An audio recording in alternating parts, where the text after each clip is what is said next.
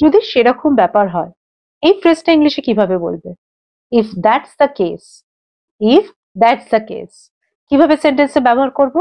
যদি সেরকম ব্যাপার হয়, তোমার তো বিশ্রামের প্রয়োজন। If that's the case, you need to take rest.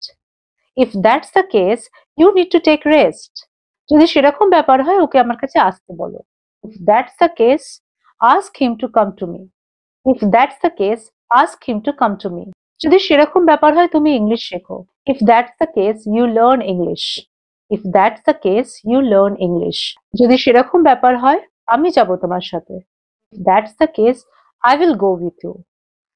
If that's the case, I will go with you. যদি সেরকম ব্যাপার হয়, তুমি চলে এসো আমার কাছে। এই সেন্টেন্সের ইংলিশটা তোমরা আমাকে কমেন্ট বক্সে লিখে জানাও।